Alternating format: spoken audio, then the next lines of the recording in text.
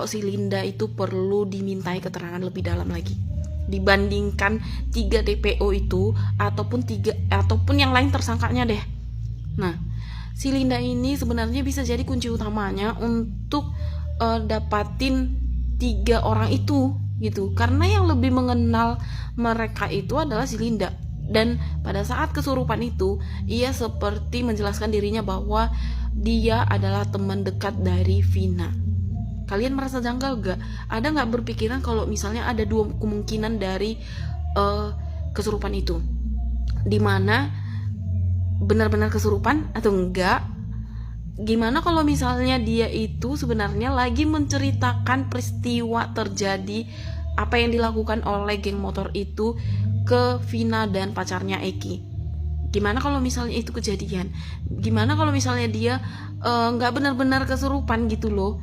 Dia pura-pura untuk menceritakan kronologi itu karena mungkin merasa bersalah, bisa jadi juga itu sesuatu hal yang lain, ya kan?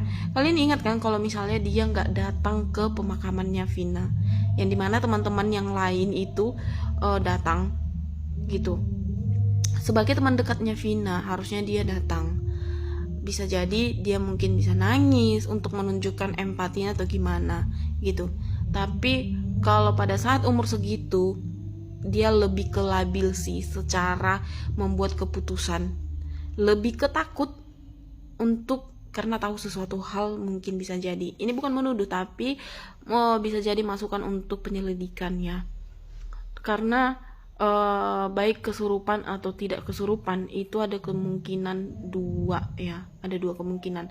Dia benar-benar kesurupan kah pada saat itu yang lagi viral itu, atau pura-pura kesurupan.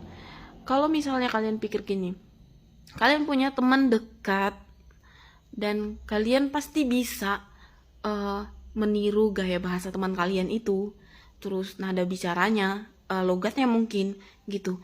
Nah, kalau kalian ingat pada saat di podcast Denny Sumargo, kalau nggak salah orang tuanya si Vina ini atau keluarganya lah kita bilang, mereka bilang kalau misalnya itu benar-benar Vina karena dari cara bicaranya, cara manggilnya gitu. Nah, kalau misalnya kita dekat sama seseorang, kita akan tahu gimana dia caranya bicaranya gitu ya. Nah, dan kita bisa menirunya juga loh. Makanya ada 2 kemungkinan, dia benar-benar kesurupan atau enggak gitu. Jadi itu perlu dipertanyakan sih sebenarnya.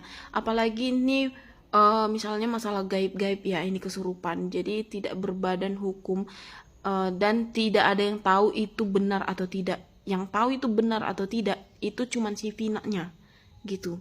Karena ini kayak istilahnya alam gaib, dia sendiri yang tahu gitu loh, dia benar-benar kesurupan atau enggak.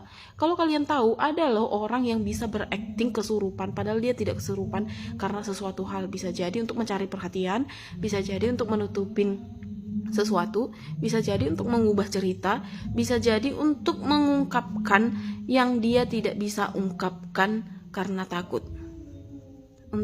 Karena takut yang mengungkapkan dirinya sendiri gitu loh. Jadi bisa jadi dia pura-pura kesurupan, ada yang datang, terus yang datang itulah yang menceritakan bahwasannya kejadiannya seperti ini.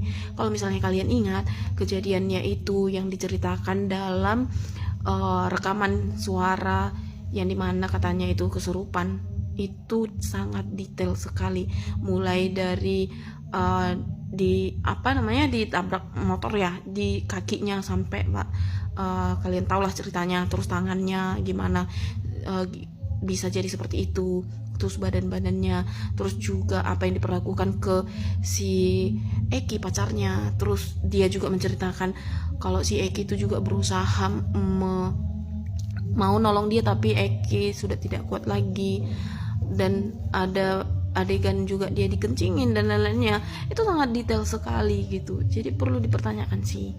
Ini bukan menuduh, tapi ada 2 kemungkinan 50-50 ya. Gimana menurut kalian?